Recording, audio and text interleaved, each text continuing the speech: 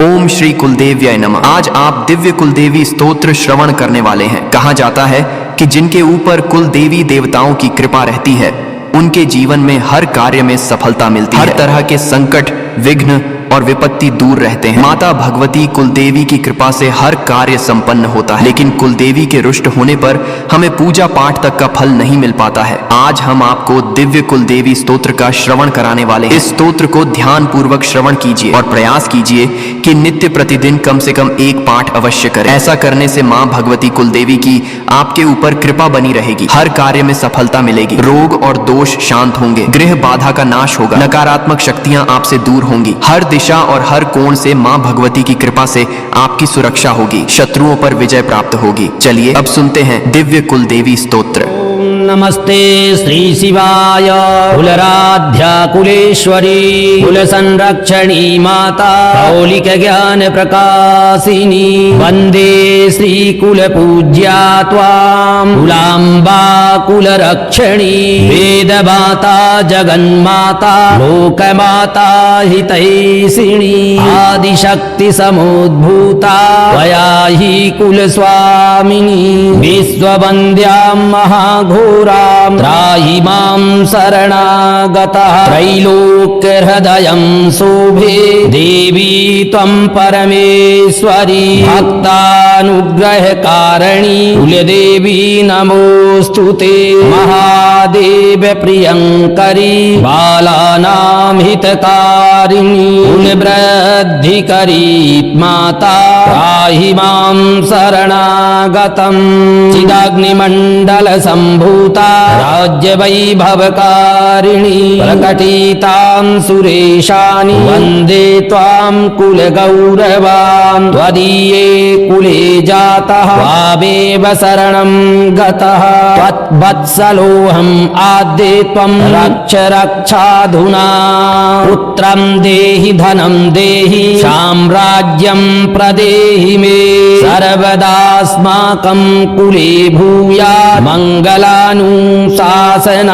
कुलाष्टकमिदं पुण्यं नित्यं यः सुकृती पठेत् तस्य वृद्धि कुले जातः प्रसन्ना कुलेश्वरी कुलदेवी स्तोत्रमिदं सुपुण्यं ललितं तथा अर्पयामि भवद्भक्त्या त्राहि मां शिवगेहिनी श्रीकुलदेव्यार्पणम् अस्तु।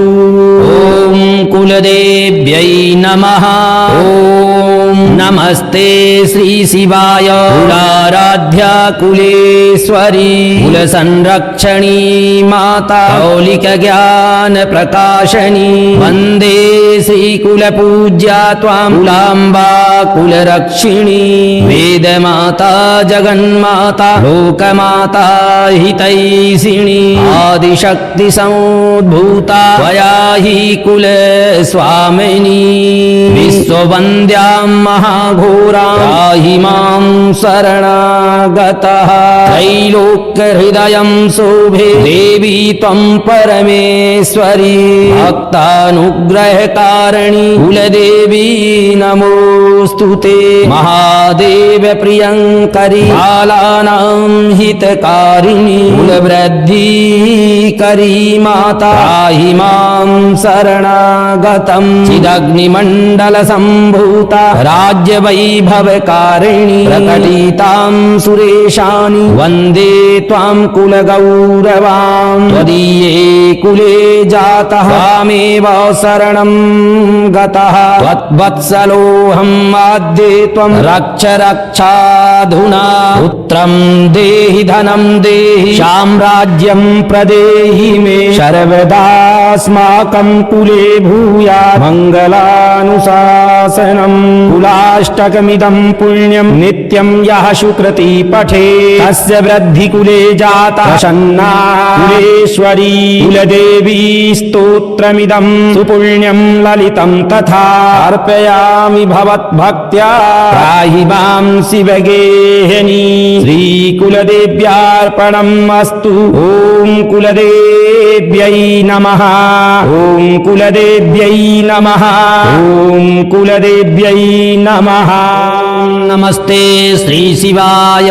कुलराध्या कुलेश्वरी कुलसंरक्षणी माता कौलिक ज्ञान प्रकाशिनी वन्दे श्री कुलपूज्या त्वां कुलाम्बा कुलरक्षणी वेदमाता जगन्माता लोकमाता हितैषिणी आदिशक्ति समुद्भूता त्वया हि कुलस्वामिनी विश्ववन्द्यां महाघोरां त्राहि मां शरणागतः त्रैलोक्यहृदयं शोभे देवी त्वं परमेश्वरी भक्तानुग्रहकारिणी कुलदेवी नमोऽस्तु ते।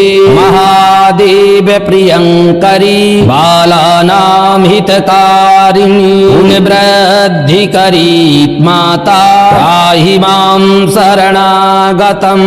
चिदाग्निमण्डल सम्भूता राज्यवैभवकारिणी प्रकटितां सुरेशानि वन्दे त्वां कुलगौरवां। त्वदीये कुले जातः त्वामेव शरणं गतः त्वद्वत्सलोऽहम् आद्ये त्वं रक्ष रक्षाधुना। पुत्रं देहि धनं देहि साम्राज्यं प्रदेहि मे सर्वदास्माकं कुले भूयात् मङ्गलानुशासनम्। कुलाष्टकमिदं पुण्यं नित्यं यः सुकृती पठेत् तस्य वृद्धि कुले जातः प्रसन्ना कुलेश्वरी। कुलदेवी स्तोत्रमिदं सुपुण्यं ललितं तथा अर्पयामि भवद्भक्त्या त्राहि मां शिवगेहिनी। श्रीकुलदेव्यार्पणम् अस्तु। ॐ कुलदेव्यै नमः। ॐ नमस्ते श्री शिवाय। कुलाराध्या कुलेश्वरी कुलसंरक्षणी माता कौलिक ज्ञान प्रकाशनी वन्दे श्रीकुलपूज्या त्वां कुलाम्बा कुलरक्षिणी वेदमाता जगन्माता लोकमाता हितैषिणी आदिशक्ति समुद्भूता त्वया हि कुलस्वामिनी विश्ववन्द्यां महाघोरां त्राहि मां शरणागतः त्रैलोक्यहृदयं शोभे देवी त्वं परमेश्वरी भक्तानुग्रहकारिणी कुलदेवी नमोऽस्तु ते। महादेव प्रियङ्करी बालानां हितकारिणी कुलवृद्धिकरी माता त्राहि मां शरणागतम्। चिदग्निमण्डल सम्भूता राज्यवैभवकारिणी प्रकटितां सुरेशानि वन्दे त्वां कुलगौरवां। त्वदीये कुले जातः त्वामेव शरणं गतः त्वद्वत्सलोऽहम् आद्ये त्वं रक्ष रक्षाधुना। पुत्रं देहि धनं देहि साम्राज्यं प्रदेहि मे सर्वदास्माकं कुले भूयात् मङ्गलानुशासनम्। कुलाष्टकमिदं पुण्यं नित्यं यः सुकृती पठेत् तस्य वृद्धि कुले जाता प्रसन्ना कुलेश्वरी। कुलदेवी स्तोत्रमिदं सुपुण्यं ललितं तथा अर्पयामि भवद्भक्त्या त्राहि मां शिवगेहिनी। श्रीकुलदेव्यार्पणम् अस्तु। ॐ कुलदेव्यै नमः। ॐ कुलदेव्यै नमः। ॐ कुलदेव्यै नमः। नमस्ते श्री शिवाय।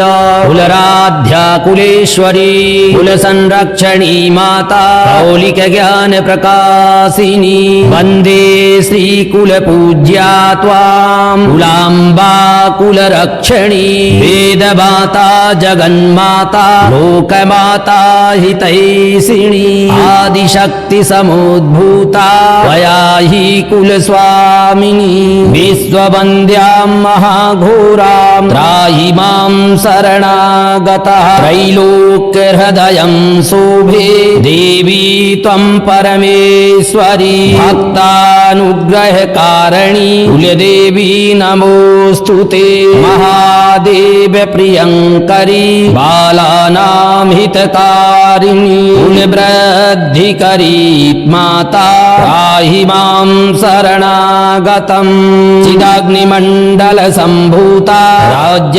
राज्यवैभवकारिणी प्रकटितां सुरेशानि वन्दे त्वां कुलगौरवां त्वदीये कुले जातः त्वामेव शरणं गतः त्वत्वत्सलोऽहम् आद्ये त्वं रक्ष रक्षाधुना पुत्रं देहि धनं देहि साम्राज्यं प्रदेहि मे सर्वदास्माकं कुले भूयात् मङ्गलानुशासनम् कुलाष्टकमिदं पुण्यं नित्यं यः सुकृती पठेत् तस्य वृद्धि कुले जातः प्रसन्ना कुलेश्वरी कुलदेवी स्तोत्रमिदं सुपुण्यं ललितं तथा अर्पयामि भवद्भक्त्या त्राहि मां शिवगेहिनी श्रीकुलदेव्यार्पणम् अस्तु ॐ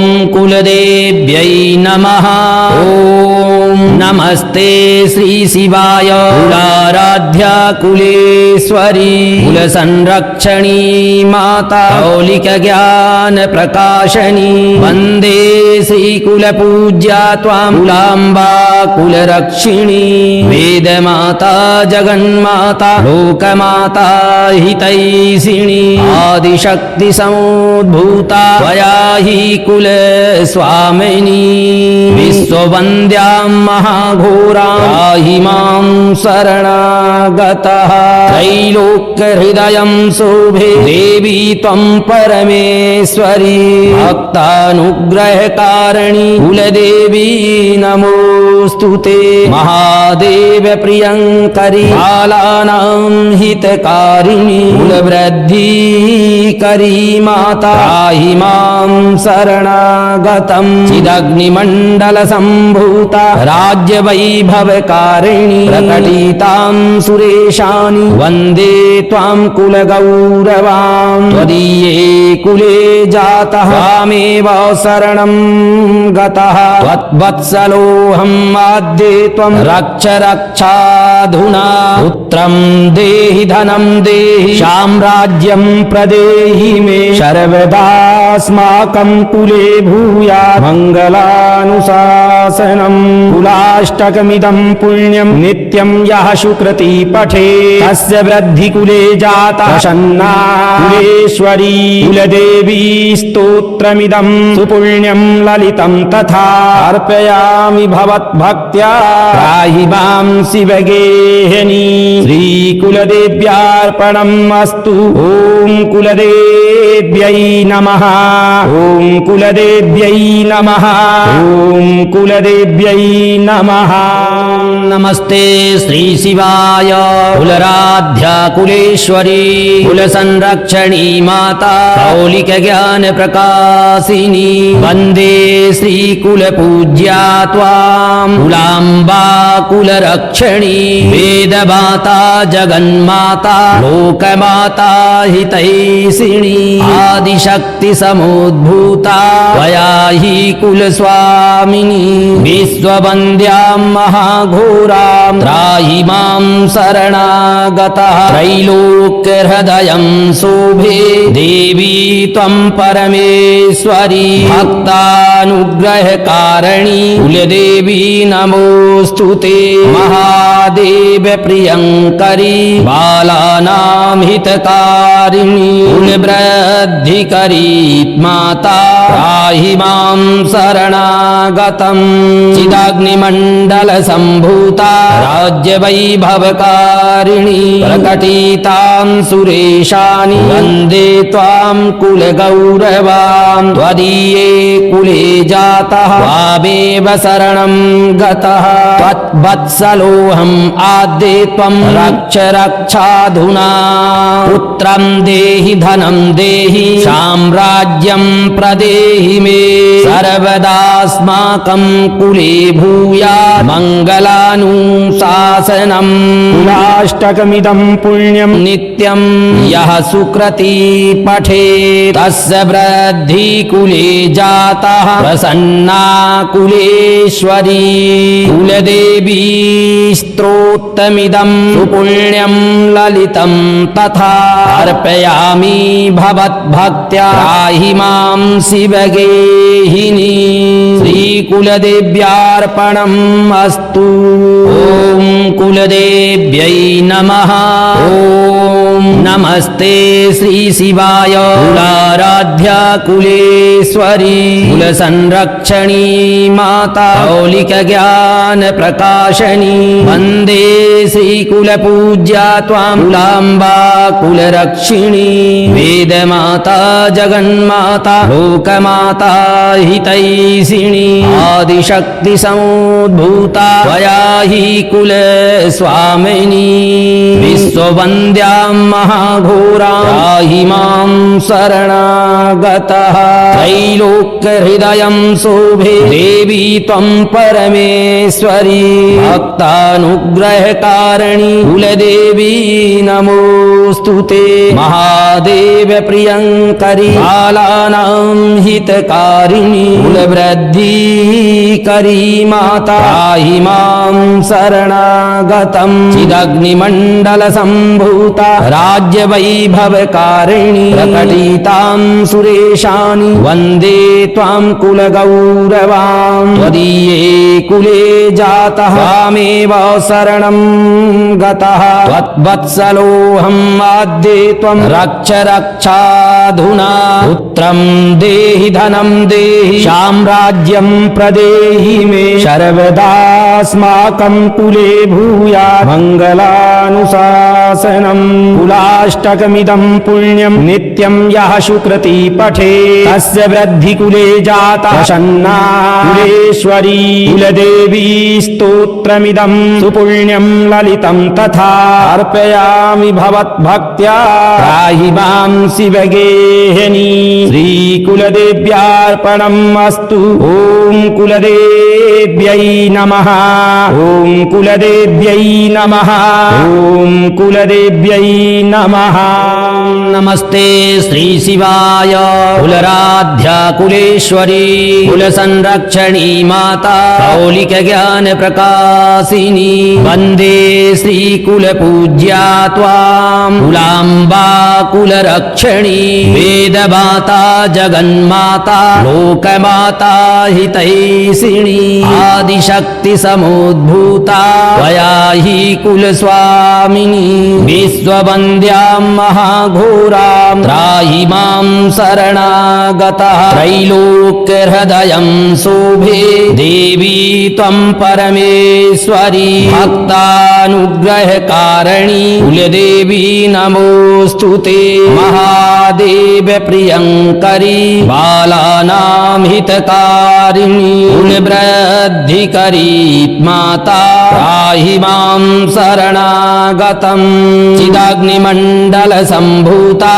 राज्यवैभवकारिणी प्रकटितां सुरेशानि वन्दे त्वां कुलगौरवां त्वदीये कुले जातः त्वामेव शरणं गतः त्वद्वत्सलोऽहम् आद्ये त्वं रक्ष रक्षाधुना पुत्रं देहि धनं देहि साम्राज्यं प्रदेहि मे सर्वदास्माकं कुले भूयात् मङ्गलानुशासनम् कुलाष्टकमिदं पुण्यं नित्यं यः सुकृती पठेत् तस्य वृद्धि कुले जातः प्रसन्ना कुलेश्वरी कुलदेवी स्तोत्रमिदं सुपुण्यं ललितं तथा अर्पयामि भवद्भक्त्या त्राहि मां शिवगेहिनी श्रीकुलदेव्यार्पणम् कुलदेव्यार्पणम् अस्तु।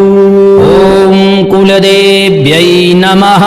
ॐ नमस्ते श्री शिवाय कुलाराध्या कुलेश्वरी कुलसंरक्षणी माता मौलिक ज्ञान प्रकाशनी वंदे श्री कुलपूज्या त्वां कुलाम्बा कुलरक्षिणी वेद माता जगन्माता लोकमाता हितैषिणी आदिशक्ति समुद्भूता त्वया हि कुलस्वामिनी विश्ववन्द्यां महाघोरां त्राहि मां शरणागतः त्रैलोक्यहृदयं शोभे देवी त्वं परमेश्वरी भक्तानुग्रहकारिणी कुलदेवी नमोऽस्तुते महादेव प्रियङ्करी बालानां हितकारिणी कुलवृद्धिकरी माता त्राहि मां शरणागतं चिदग्निमण्डल सम्भूता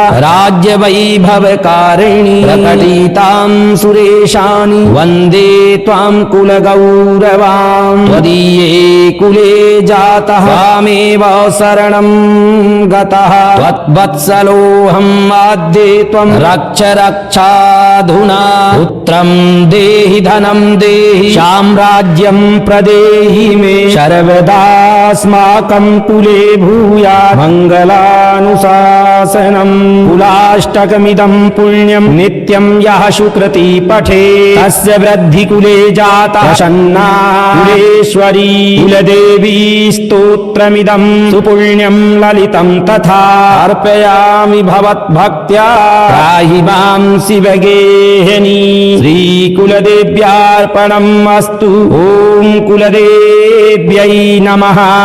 ॐ कुलदेव्यै नमः। ॐ कुलदेव्यै नमः। नमस्ते श्री शिवाय कुलराध्या कुलेश्वरी कुलसंरक्षणी माता मौलिक ज्ञान प्रकाशिनी वंदे श्री कुलपूज्या त्वां कुलाम्बा कुलरक्षणी वेदमाता जगन्माता लोकमाता हितैषिणी आदिशक्ति समुद्भूता त्वया हि कुलस्वामिनी विश्ववन्द्यां महाघोरां त्राहि मां शरणागतः त्रैलोक्यहृदयं शोभे देवी त्वं परमेश्वरी भक्तानुग्रहकारिणी कुलदेवी नमोऽस्तुते महादेव प्रियङ्करी बालानां हितकारिणी कुलवृद्धिकरी माता त्राहि मां शरणागतं चिदाग्निमण्डल सम्भूता राज्यवैभवकारिणी प्रकटितां सुरेशानि वन्दे त्वां कुलगौरवां त्वदीये कुले जातः त्वामेव शरणं गतः त्वद्वत्सलोऽहम् आद्ये त्वं रक्ष रक्षाधुना पुत्रं देहि धनं देहि साम्राज्यं प्रदेहि मे सर्वदास्माकं कुले भूयात् मङ्गलानुशासनम् कुलाष्टकमिदं पुण्यं नित्यं यः सुकृती पठेत् तस्य वृद्धि कुले जातः प्रसन्ना कुलेश्वरी कुलदेवी स्तोत्रमिदं सुपुण्यं ललितं तथा अर्पयामि भवद्भक्त्या त्राहि मां शिवगेहिनी श्रीकुलदेव्यार्पणम् अस्तु। ॐ कुलदेव्यै नमः। ॐ नमस्ते श्री शिवाय कुलाराध्या कुलेश्वरी कुलसंरक्षणी माता मौलिक ज्ञान प्रकाशनी वंदे श्री कुलपूज्या त्वां कुलाम्बा कुलरक्षिणी वेद माता जगन्माता लोकमाता हितैषिणी आदिशक्ति समुद्भूता त्वया हि कुलस्वामिनी विश्ववन्द्यां महाघोरां त्राहि मां शरणागतः त्रैलोक्यहृदयं शोभे देवी त्वं परमेश्वरी भक्तानुग्रहकारिणी कुलदेवी नमो स्तुते महादेव प्रियंकरी बालानां हितकारिणी कुलवृद्धिकरी माता त्राहि मां शरणागतं चिदग्निमण्डल सम्भूता राज्यवैभवकारिणी प्रकटितां सुरेशानि वन्दे त्वां कुलगौरवां त्वदीये कुले जातः त्वामेव शरणं गतः त्वद्वत्सलोऽहम् आद्ये त्वं रक्ष रक्षाधुना पुत्रं देहि धनं देहि साम्राज्यं प्रदेहि मे सर्वदास्माकं कुले भूयात् मङ्गलानुशासनं कुलाष्टकमिदं पुण्यं नित्यं यः सुकृती पठेत् तस्य वृद्धिकुले जातः प्रसन्ना कुलेश्वरी कुलदेवी स्तोत्रमिदं सुपुण्यं ललितं तथा अर्पयामि भवद्भक्त्या त्राहि मां शिवगेहिनी श्रीकुलदेव्यार्पणम् अस्तु ॐ कुलदेव्यै नमः ॐ कुलदेव्यै नमः ॐ कुलदेव्यै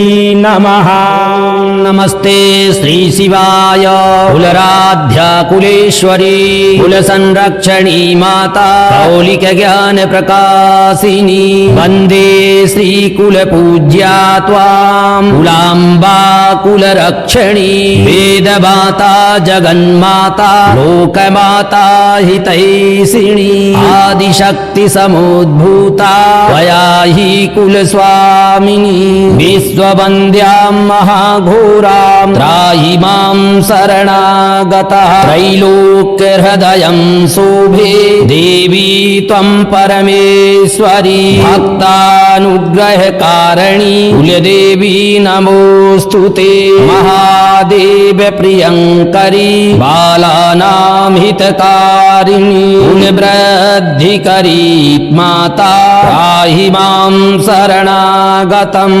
चिदाग्निमण्डल सम्भूता राज्यवैभवकारिणी प्रकटितां सुरेशानि वन्दे त्वां कुलगौरवां त्वदीये कुले जातः त्वामेव शरणं गतः त्वद्वत्सलोऽहम् आद्ये त्वं रक्ष रक्षाधुना पुत्रं देहि धनं देहि साम्राज्यं प्रदेहि मे सर्वदास्माकं कुले भूयात् मङ्गलानुशासनम् कुलाष्टकमिदं पुण्यं नित्यं यः सुकृती पठेत् तस्य वृद्धिकुले जातः प्रसन्ना कुलेश्वरी कुलदेवी स्तोत्रमिदं सुपुण्यं ललितं तथा अर्पयामि भवद्भक्त्या त्राहि मां शिवगेहिनी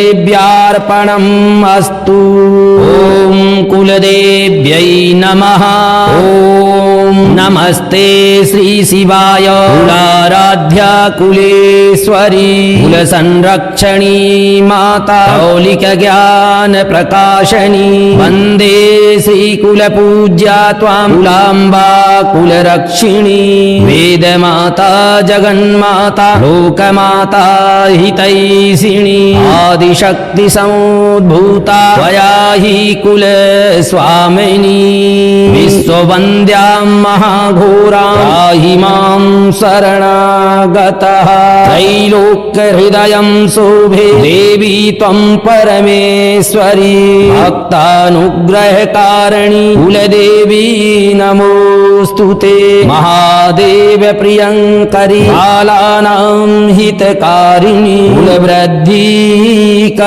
माता त्राहि मां शरणागतं चिदग्निमण्डल सम्भूता राज्यवैभवकारिणी प्रकटितां सुरेशानि वन्दे त्वां कुलगौरवां त्वदीये कुले जातः त्वामेव शरणं गतः त्वद्वत्सलोऽहम् आद्ये त्वं रक्ष रक्षाधुना पुत्रं देहि धनं देहि साम्राज्यं प्रदेहि मे सर्वदास्माकं कुले भूयात् मङ्गलानुशासनं कुलाष्टकमिदं पुण्यं नित्यं यः सुकृती पठेत् तस्य वृद्धिकुले जातः प्रसन्ना कुलेश्वरी कुलदेवी कुलदेवी स्तोत्रमिदं सुपुण्यं ललितं तथा अर्पयामि भवद्भक्त्या त्राहि मां शिवगेहिनी श्रीकुलदेव्यार्पणम् अस्तु ॐ कुलदेव्यै नमः ॐ कुलदेव्यै नमः ॐ कुलदेव्यै नमः।